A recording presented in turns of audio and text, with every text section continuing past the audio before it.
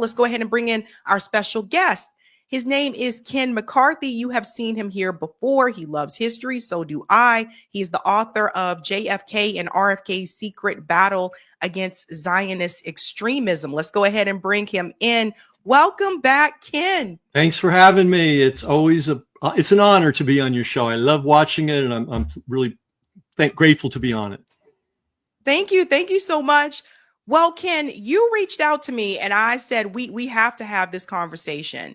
I am somewhat familiar with who Jim Jones was, a little fuzzy on the Jonestown massacre, but I do remember hearing about it. You sent me this piece here, and I think this is important for people to see. Made in San Francisco, the Jonestown and official San Francisco, the untold story. And what I thought was interesting is this picture here. At a September 1976 testimonial dinner honoring Jim Jones, Willie Brown Jr. is at the far left and Jones is at the far right. So this is Willie Brown right here to the left. And this is Jim Jones all the way over here with the sunglasses on. He was known for wearing the sunglasses.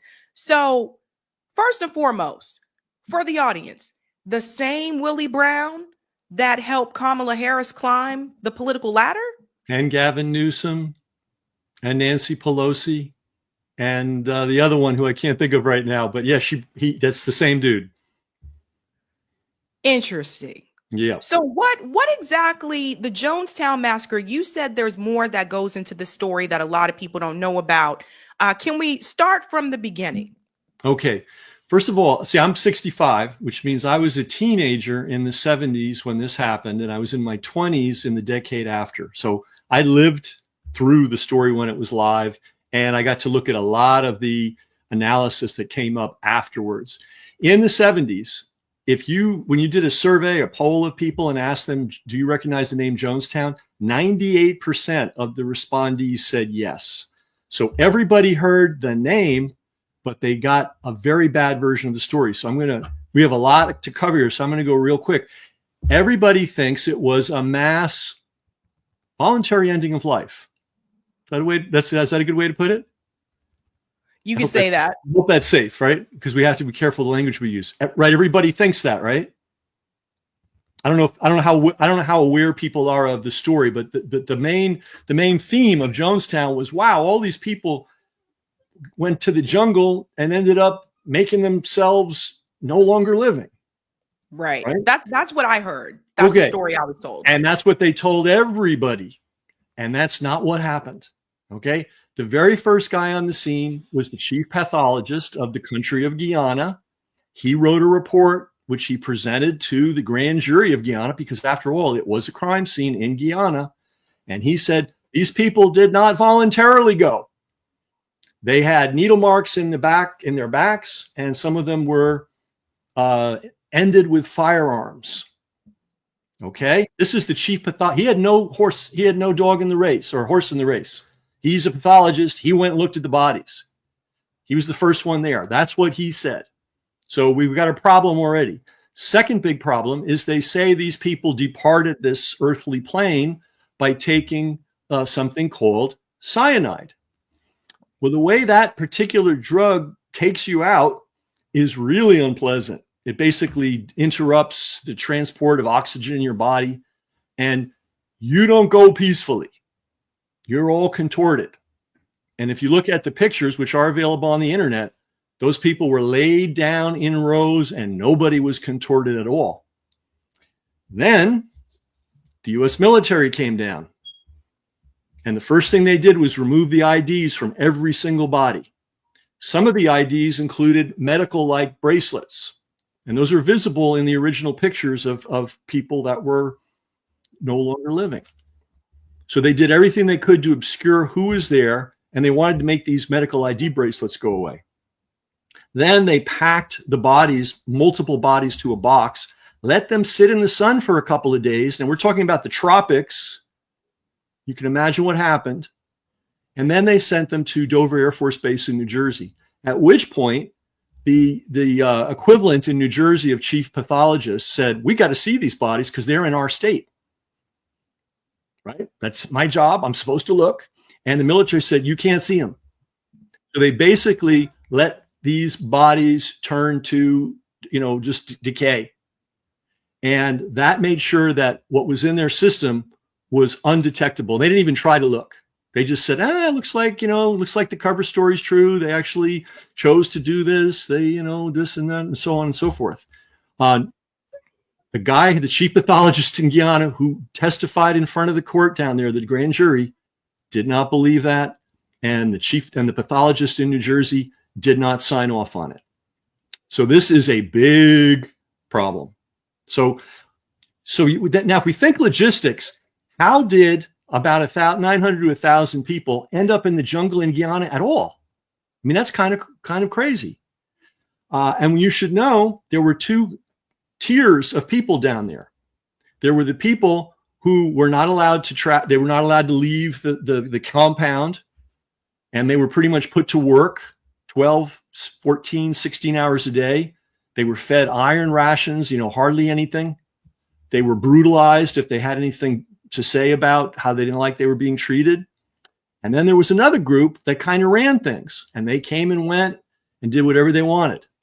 And it was so, apartheided that the local people in that region thought it was a compound of white people, because that's the only people they ever saw come to town. 90% of the people there were black people. And in Jonestown? Oh, hell, oh my God, yeah. That's the fundamental story. Yeah. But why would, I know. I'm just thinking to myself, like, why would, we don't normally, black people don't usually join cults. I'm just saying, like, not trying to be funny. Well, yeah, careful. We'll talk about that a little bit. In fact, if I may take a little diversion, but it will kind of reinforce what I'm saying here. What's the significance of today, which happens to be June 8th? I'm not putting you on the spot. I'm asking this to everybody who's listening. Today is the anniversary of the USS Liberty that was strafed and bombed by the Israelis in the Mediterranean Sea. This is the anniversary today. I want to ask everybody watching this, have you seen a word about this? Mainstream or alternative news? Nothing. Let's go even deeper. What was June 5th, everybody? And I'm not putting anybody on the spot, but this is my thing. This is what I'm into. That's why I know. June 5th was the anniversary of the assassination of Robert Kennedy Sr. June 5th, just a couple of days ago. Did you see anything in the news? Did the mainstream talk about it? Did I called them the $1 Million Podcasters, did they talk about it? Zero. Now think about it. JFK's name is in the news a lot because of his son. We've just spent 3 months, 4 months, 5 months, 6 months, whatever it is, hearing about these secret files that are going to come out. So he's been in the news twice. The thing people need to know about RFK, he was the point at the end of the spear in his brother's battle against what we call the deep state, the mafia, the CIA, and all that. And he paid the ultimate price for it. And his assassination was just 3 days ago, anniversary, and total silence. Now, let me give you another one, and this might blow a lot of people's minds. And this is obscure, but it shouldn't be. June 30th is coming up. What happened on June 30th? And I'm going to guess at least 99 out of 100 listeners to this or any show have no idea. Maybe 1 out of 1,000 knows. Alberta King, Martin Luther King's mother, was murdered in a church by a gunman on June 30th. How many people knew that his mother was killed after he was killed a couple of years later? And full circle, and you're talking about cults, he was killed by a young black man who was part of a cult, and a cult that also had a base in Guyana called Hilltown. This is history, guys. And so let's go deeper into what the heck was going on down there in Jonestown. One thing, they had a ton of psychoactive drugs. I think they found 15,000 doses of Thorazine. Now, Thorazine is like zombie drugs. It'll just knock you right out. and they had all kinds of drugs. So that's kind of weird.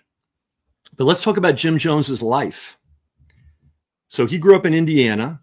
He became, I don't know, kind of like a crazy, one of these preachers that, fire and brimstone and, healing people. He'd palm a chicken liver in his hand and put it on you and pull it out. And he said, this is how he lived, right? This is how he made his living. His landlady said he was a gangster with a Bible. That's how she described him. He had a friend named Dan Mitrone in the same little town in Indiana, who was chief of police, and they were best buddies. And this is probably how Jones didn't go to jail for all the chicanery that he was involved in Indiana. Now, Mitrone, I'm not sure how you pronounce it, gets sent to Brazil. He gets hooked up, believe it or not, with the CIA, something called the International Association of Police. And basically it was a way for the CIA to train police departments in other countries we wanted to suppress dissent in. We would train the cops. And he became somehow, I don't know how, but he became a big deal in that. And he went to Brazil. Guess who also went to Brazil at the very same time? Jim Jones. He lived in a huge house.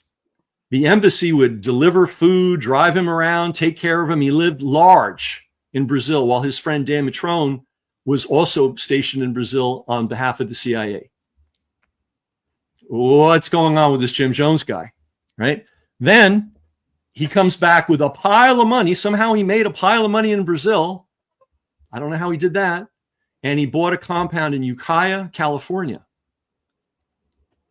And it had guard towers, it had barbed wire, it had all kinds of things. And he was taking care of people, elderly people, children with disabilities, people that, society unfortunately does not take care of properly. And the business was, we'll take care of them for you. Just give us all their benefits.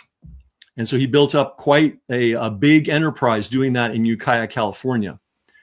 He was very friendly with the local police, and he made sure that his inner circle members had jobs at the police dispatch. Okay? Very good job to have if you're trying to keep a lid on things. Someone calls in with a problem, and it's your people answering the phone, and suddenly this problem's not a problem anymore. It doesn't get passed on. All right, now we're honing in on San Francisco. So he decides, I'm going to move to San Francisco now. Now, and the reason I called you or reached out to you via email is this is related to the topic that you were talking about, which was the destruction of Black neighborhoods in America. Okay.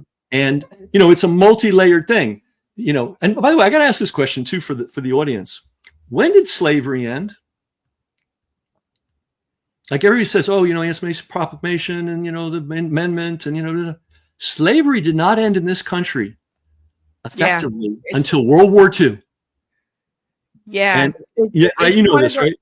Yeah, I was just going to add, it's one of those things like when we talk about when the schools were integrated as well, too, like a lot of people say, integration, Plessy versus Ferguson was struck down. And then, because of Brown versus Board of Education. But a lot of people, from my experience, were not aware that even after that ruling, it still took years before some schools were like integrated, before it was pushed in place in certain places.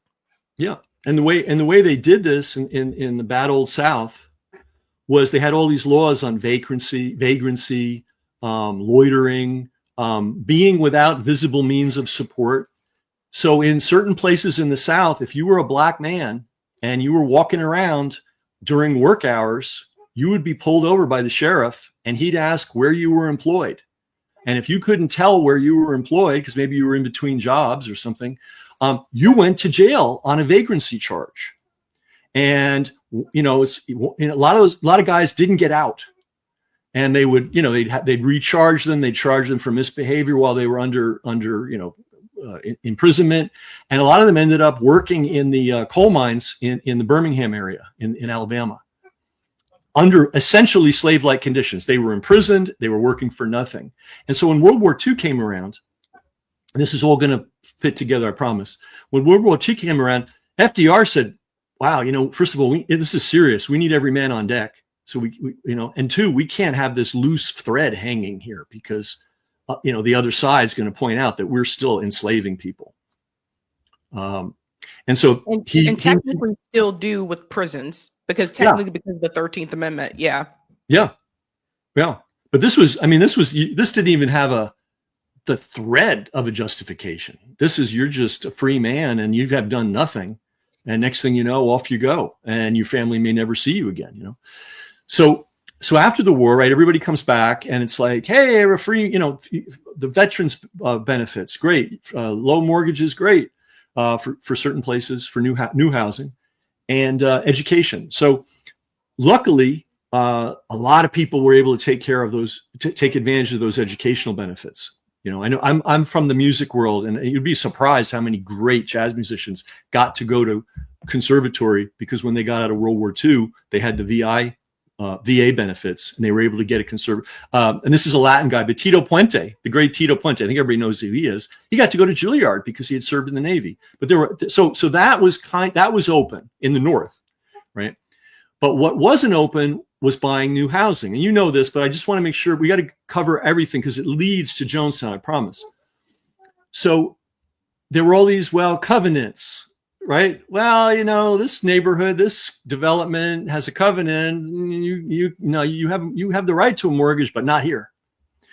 But the other thing is all the unionized labor that built all those houses, right? Black people weren't given entry to the unions either. So they lost out on the nice union pay where you could be a young man, learn a trade, and get better and better and better and better over time. They also lost out on being able to buy houses. So where did they go? They went back home to the neighborhoods that were overcrowded because everyone else was expanding out. These neighborhoods couldn't expand.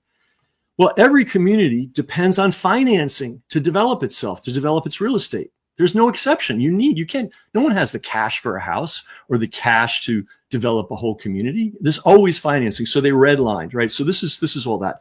In spite of all that, there were thriving Black communities, thriving Black, commercial zones. And one of them, now we're getting to San Francisco, was San Francisco. It was called, a lot of places out west were called the Harlem of the West, but San Francisco was called the Harlem of the West. And so what happened is, World War II came. World War II really played a lot of role in this, and Willie Brown's involved, so it's going to tie together, I promise. World War II came around. They took all the Japanese people away at bayonet point and put them in camps, and there was all this empty property, and there was a lot of need for people to work in the shipyards and work in the munitions factories during World War II. So a ton of people came in from Texas and Louisiana, and they all flooded into what's called they call it Western Addition. That's the formal name, but it's also called the Fillmore. And it blossomed, and there were Black-owned hotels, restaurants, cafes, everything. I mean, even a bowling alley. I mean, it was the biggest commercial district, African-American Black district west of the Mississippi. And then they decided they needed urban renewal, after this whole thing was built up. And so this took place in the 60s. And basically what they would do, first they sent in the health inspectors, and they started going around and writing, this building's terrible. We can't have this.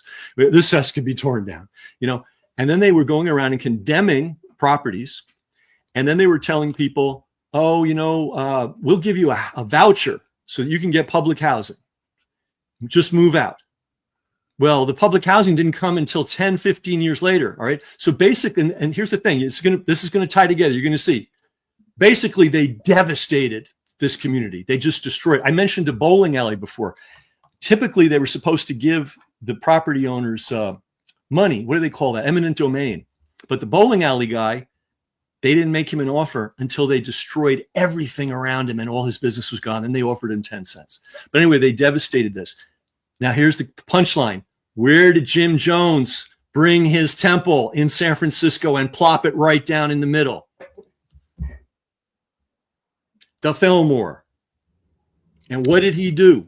He took all these devastated people, a lot of them older people, and he said, I'll take care of you. Just sign over all your government checks to me. He took children, that were in difficulty. He became their guardians. He had a whole... Oh, hell yeah. Yeah, so I don't know how...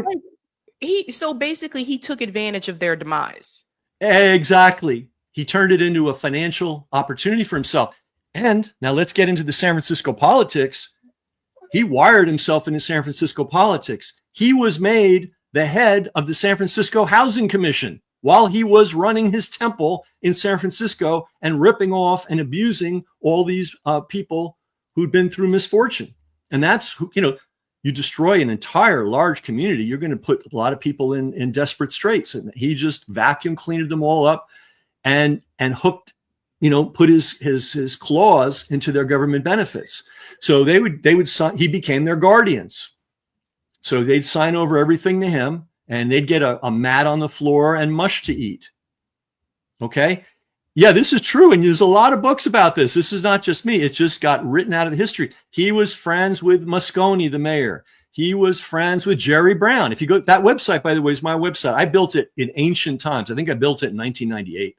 So it's pretty primitive looking, but I've got all the photographs. And why did they like him? Because you'll appreciate this, he could get the vote out. He had all these people who he could push a button and they'd go out and they'd put out flyers, they'd put up signs, anything you wanted. So if you were a politician, and it happened to be the Democratic politicians of San Francisco, and one of them was Willie Brown. He was actually he originated in San Francisco. He ended up in Sacramento for a long time. Then he came back and was mayor. But he was a major figure in San Francisco. And you see that photograph, they were doing a testimonial for Jim Jones. What a great humanitarian he was. What a fantastic guy he was. Just showing everybody again here, if you're just joining, this photograph here shows San Francisco, Willie Brown to the left here, and Jim Jones all the way here to the far right. Are you able to scroll down? Let's see. I have to go past the body part. Yeah, because I'll this read, part here. I have the quote that just go a little higher. Can you scroll up a little? Keep scrolling. Oop, we don't want to show those pictures, right? Because it's going to freak out the censors. Yeah, you know how they are. Let me go. I'll read it because that's. Hang on one second. Just take a second. I'll be right there. Here it is. Okay. Oh, I've just lost my. Okay. Here's the quote from Willie Brown, and this is this. And we don't. I don't want to just hang Willie Brown only, but he was representative of the entire Democratic establishment in San Francisco in the 70s. Here's what he had to say about Willie Brown. I have had the great pleasure of knowing a leader with tremendous character and integrity. Reverend Jones is regarded among government officials, civic and religious leaders. He had a lot of religious leaders in his pocket too, and particularly the Black community and working class people, with utter respect for what he has done to upgrade the quality of life in our area and to bring greater health and well-being to thousands of poor, minority, and disadvantaged people. This is 1976. Now, shortly after this, Jones had to leave town because there were a lot of people watching. There was a group, and I'm going to have to put my glasses on here. There was a group called the Concerned Relatives. And when these people tried to speak up about what was happening to their relatives that were trapped into this thing, they were shamed, yelled at, screamed, called racists. I mean, everything, right? Who are the concerned relatives? Here's how they describe themselves. We are individuals having only one bond in common. Relatives isolate. Now, this is after Jones took everybody to Guyana. Relatives isolated in the Jonestown jungle encampment in Guyana, South America, under the total control of one man. We espouse no political. They were said, "Oh, well, you're doing this because you're a Republican, right? You're complaining because you're a Republican."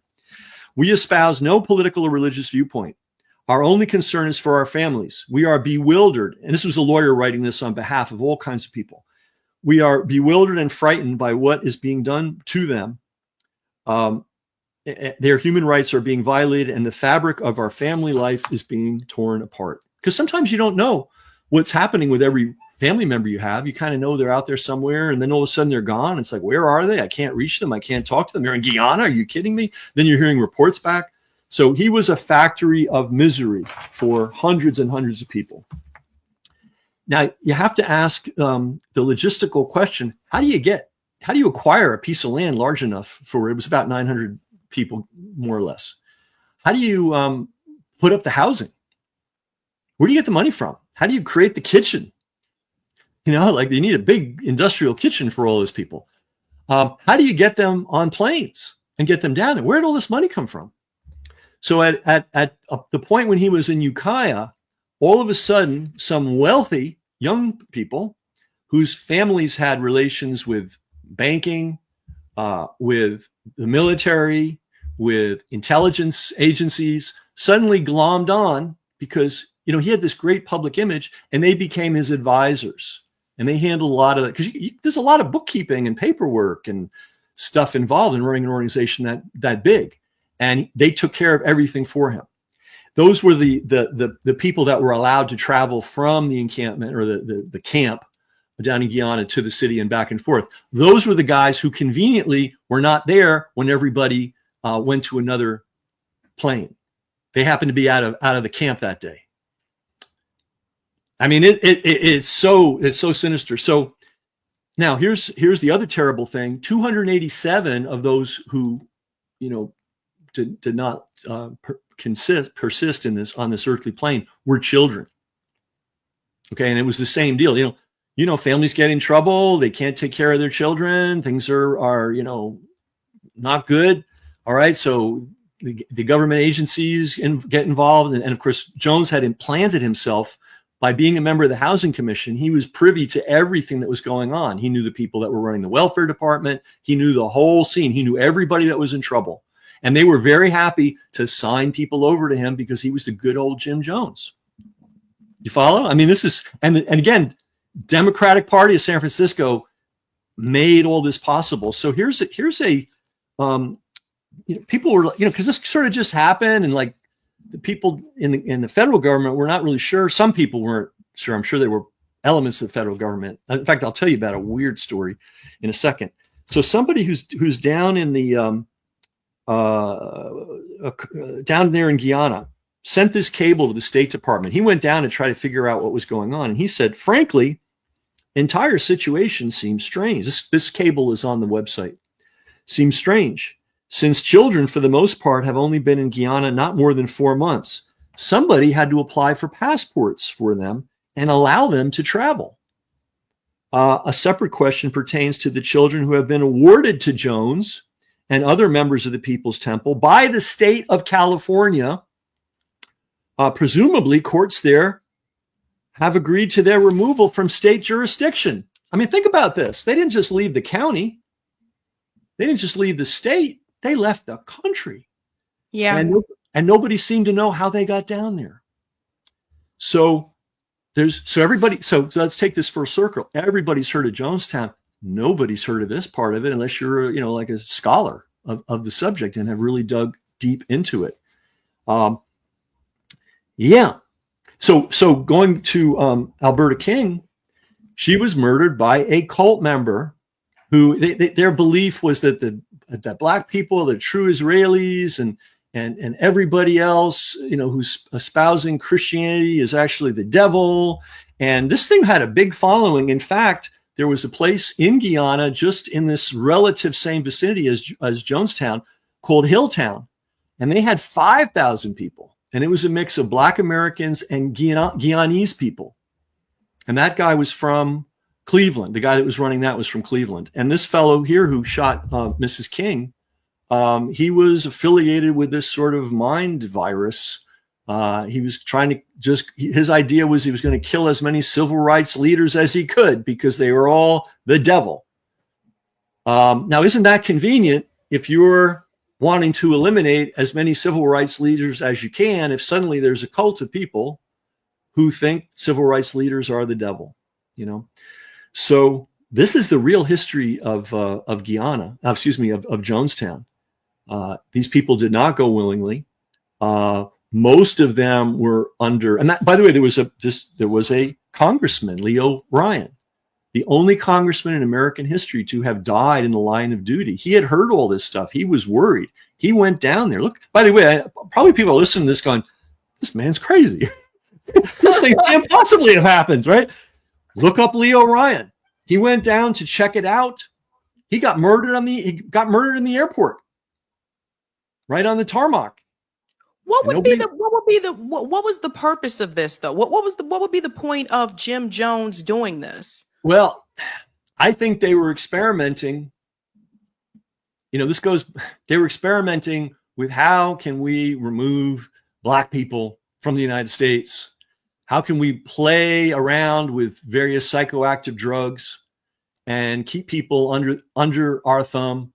And I think Jim Jones, now remember, he and this is really important connection. He and Dan Mitrone from Indiana were best buddies back in Indiana. Mitrone ended up going from chief of police of the town he was in to a CIA guy. His level, his expertise. By the way, there's a movie about this in a book called State of Siege. State of Siege. You can, by the way, very suppressed movie. Good luck trying to find it, but look it up. They can't hide it entirely. You can at least find the title of it. And basically what Dan Mitrone did was he went around and taught police departments in South American countries, Brazil, Uruguay, how to torture people. That was his job. And he was under like some cover of, oh, I'm really teaching people traffic control. I mean, it was insane. And the reason we know what he was doing is in Uruguay, he got kidnapped by the other side and they got him to confess. And basically the CIA was working with countries all over South America, teaching their police to, one thing they were teaching them was torture. Another thing they were teaching was to create incidents, right, to justify further repression. So while they were repressing people in this country, they were also actively helping other countries develop the instruments of repression in their countries too. And Jim Jones and Dan Mitrone just happened to be buddies. And the real thread that was left hanging loose is they both went to Brazil at the same time. Somehow this quack fake preacher ended up living in a mansion in Brazil, being taken care of by the U.S. Embassy at the very same time his buddy Dan Mitrone was down there teaching the Brazilians how to torture people.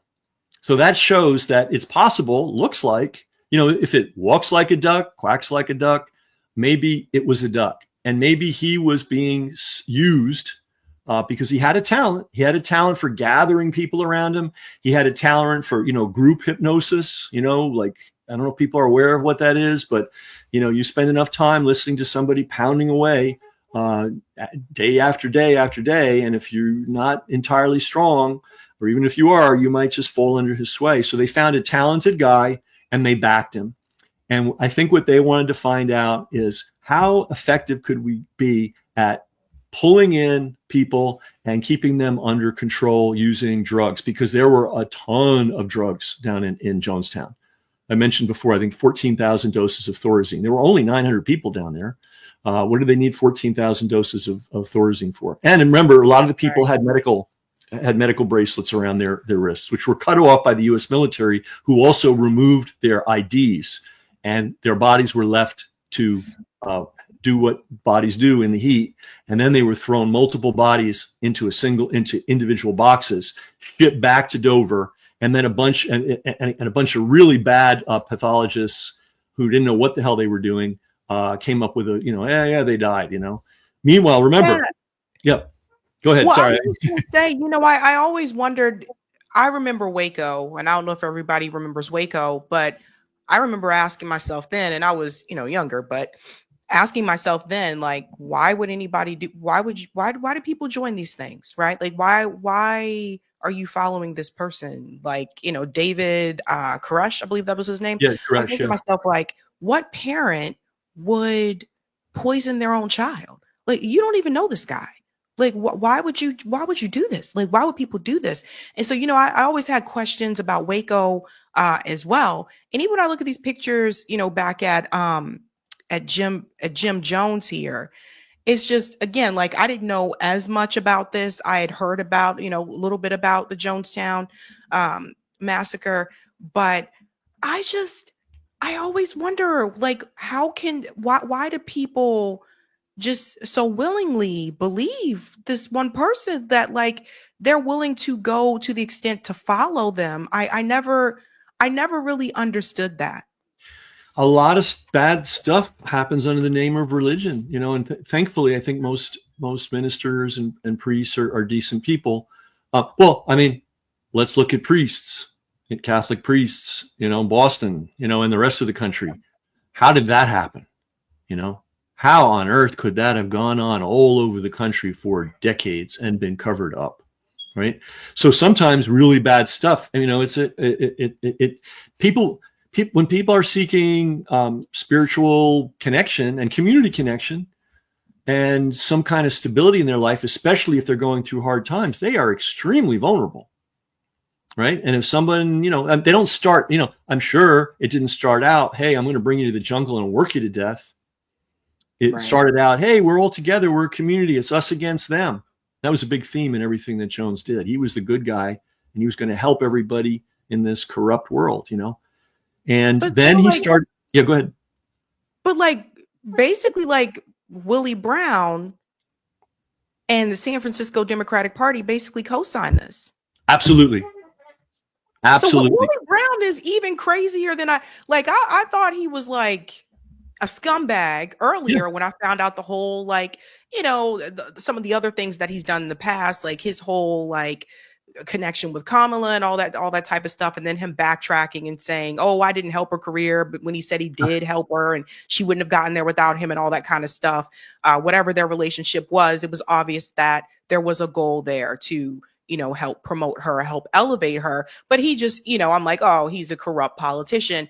But now, like even here in this part, I'm like, he's more than just corrupt. Oh, yeah. He's an evil person. Oh, yeah. And, you know, a lot of the bogus, woke, progressive nonsense, you know, the bad stuff, you know, kind of originated in San Francisco with him. He was the master of it. And I'll give you an example. There's another website that I built back then about an election fraud that happened in San Francisco in 1997. And basically, the deal was in San Francisco, they have propositions so the citizens are able to vote in a city on particular big deals. You know, you don't leave everything up to the mayor. And this was a proposition to give the DeBartolo family, who owned the 49ers, basically $250 million in, you know, free. Just give it to them. No obligation, no nothing, you know, no give back to the community. Just give them money so that they can renovate Candlestick Park.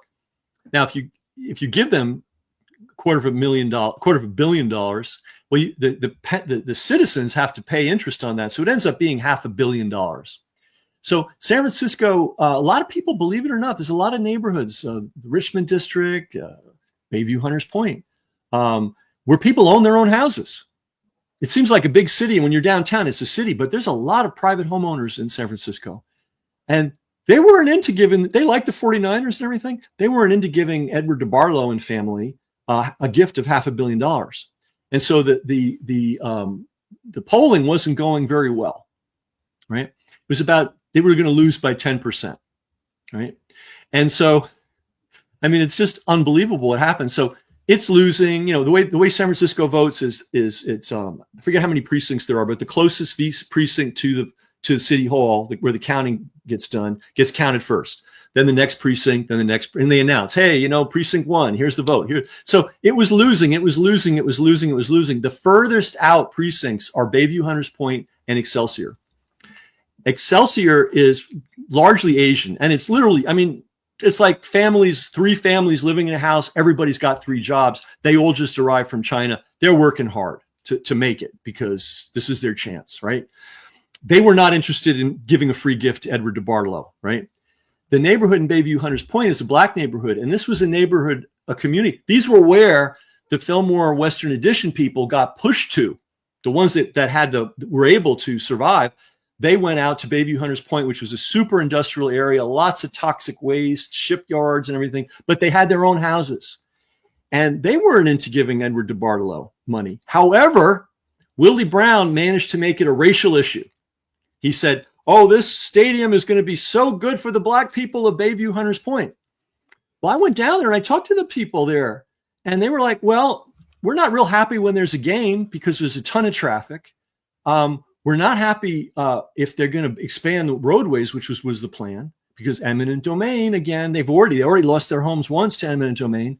We're not happy that there's going to be a big mall here because now the traffic's going to be endless.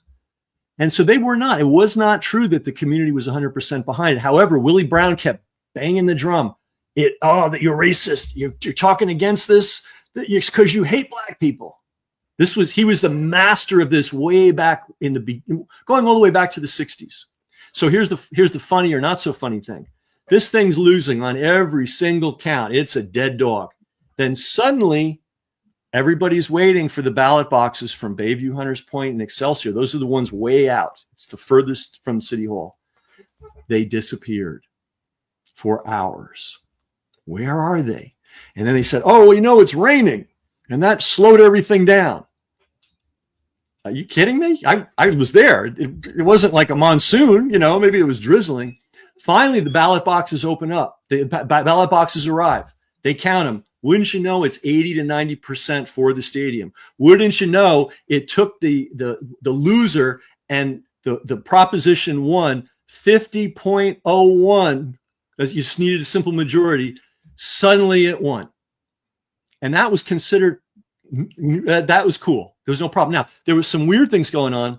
The guys that transported the ballot boxes happened to be clients of a nonprofit organization. And this nonprofit organization was in the business of rehabilitating people that had been convicted of criminal offenses and imprisoned. Most of them were drug dealers. A lot of them were drug dealers down in Bayview, Hunters Point. They were the ones entrusted with going to the voting booths, taking the boxes, and transporting them to the voting place in City Hall. And these are the boxes that somehow disappeared for hours. And when they finally showed up, it had won. Now, statisticians and people that know math were saying this is what they are reporting happened is mathematically impossible. It's socially impossible because there is no way that those communities voted 80, 90% for this. But immediately the newspapers, it's good, don't look, it's fine, don't think twice. Now, it gets worse. We were doing investigations back then, and there was a lady, and it's on the website. Her name was Dolores Evans, and she was everyone recognizes this person. She's an older lady, and whenever there's trouble, if there's a child that needs a place to sleep for a couple of days, you send them to Dolores's house, and she takes care of everything. Everybody knows these kind of people in communities, right? She was that kind of person. She was also the head of the precinct, the voting precinct. So we brought in a group called Voting Integrity Project, and I don't know if they exist anymore, but they were tracking election scams all over the country. And when we showed them the data we had, they were here. They wanted to look. I'm not here in San Francisco anymore. I left, by the way, because you'll see why. So Dolores had agreed to be interviewed by their investigators. And the week that she agreed to be interviewed by their investigators, she and 5 children died in a fire. And they died by smoke inhalation. And the couch, they were upstairs, the couch was downstairs. The couch somehow caught fire and she died. Willie Brown Willie Brown never goes to Bayview, Hunters Point. Okay, this is a guy that wears, $5,000 suits and he changes them every week. This is not a guy interested in poor black people. He's interested in talking about poor black people. He's not particularly interested in hanging out with them.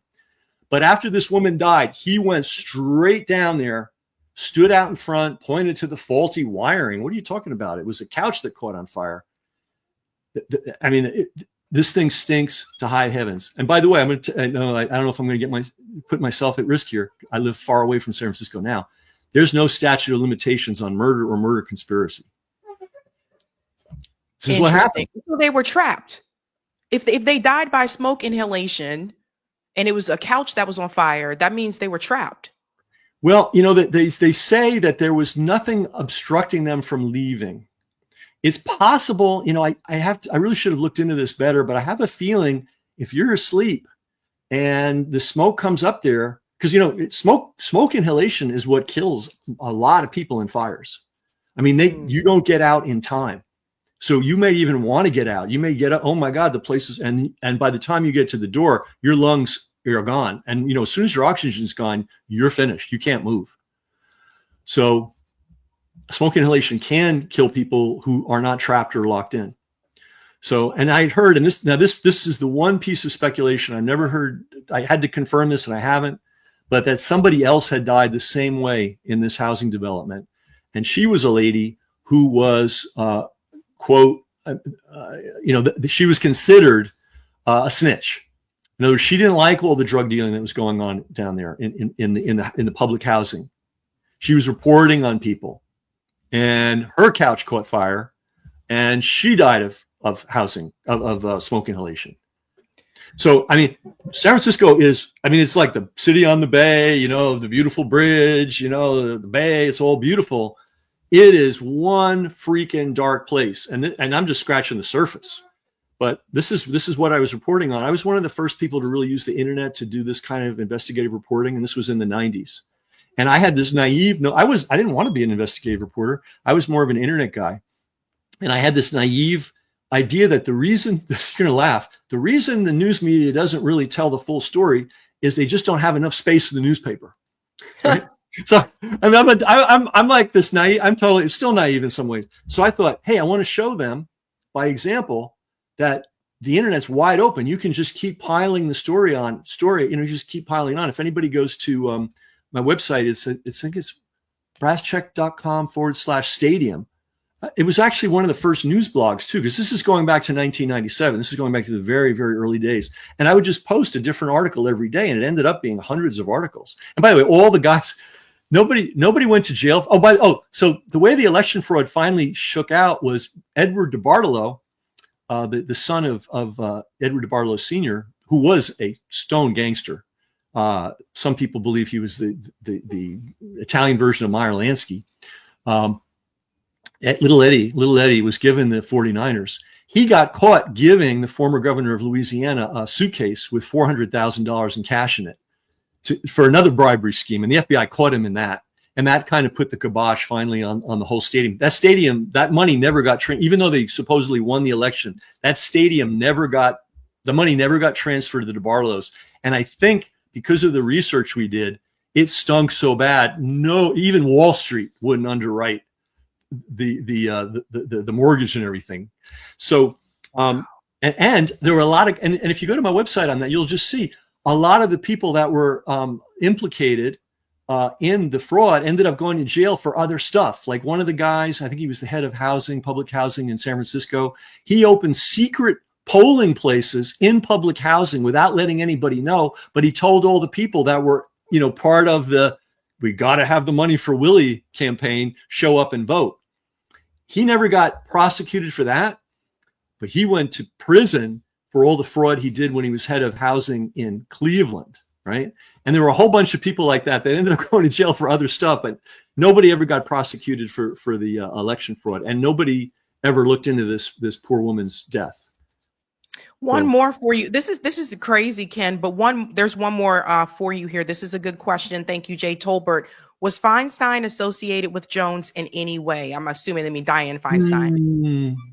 I mean, I know that Willie Brown brought Feinstein into politics. She was a housewife, a wealthy housewife, and he brought them all in. What did Willie do? What didn't? I mean, I will say, like what is that? Sherlock Holmes, right? Sherlock Holmes's nemesis was a guy named Moriarty, and Moriarty somehow was secretly the greatest criminal mastermind of all time, right? But he was able to hide his tracks very well. And I have to admire people that do their job well. I mean, Willie Brown's a crook, and he never got so much as an indictment for anything. He was voted one of the most corrupt politicians in California when he was in the California Assembly. So it's not just me that thought this, right? And he's just slicker than, they called him Slick Willie. And highly intelligent man. You got to hand it to him. Very, very intelligent. And when you ask the question, what wasn't he involved in? That's a really good question, because you name it, and he had a hand in it. But I don't know if Feinstein and Jones, but basically anybody that was part of the San Francisco Democratic machine during the time that Jones had the Jonestown Temple in San Francisco was 100% on board with Jim Jones. Now, I said I was going to tell you a crazy story. So it's now the 1990s, right? This years later. And there's this weird character who's associated with Wired magazine. And we could get in, I mean, we don't have the hours it takes to talk about the weirdness of Wired, but this is one of the big figures at Wired. He dresses in white all the time. He's just a freak, intelligent freak, but he's a freak. So I'm walking down the street with him because I knew all these guys. And I'm walking down the street with him. And in the 1990s, he's still trying to sell me on what a great man Jim Jones was. This is not a lunatic. This is an employed guy that's articulate, published everywhere. So San Francisco is, you know how all this kind of crazy woke stuff has now taken over the country, and it's like real civil rights doesn't exist anymore. But if you've got some crazy cause, that's the most important thing on earth, and we're going to ignore real civil rights.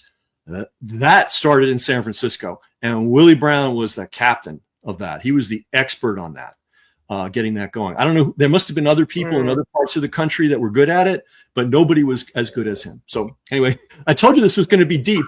And I was going to tie together a whole bunch of stuff. I hope I did it. Yeah, this is really interesting. Again, guys, if you're not familiar with Jim Jones, this was him. And if you're not familiar with the Jonestown massacre, hopefully you've learned a little bit more here during this conversation. Ken, thank you so much for your time. Again, anything you want to plug before you go?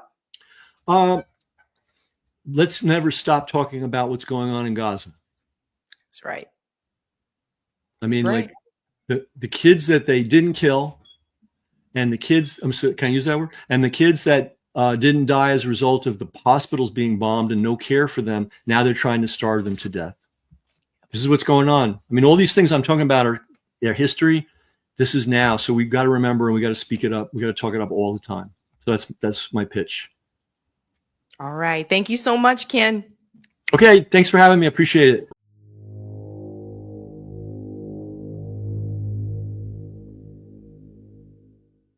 Brass Check TV, free to you, not free to us.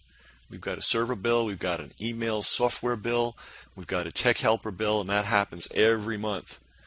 So to everybody that is supporting us financially, that's paying for their subscription in one way or another, we really appreciate it. If you're not, consider doing so.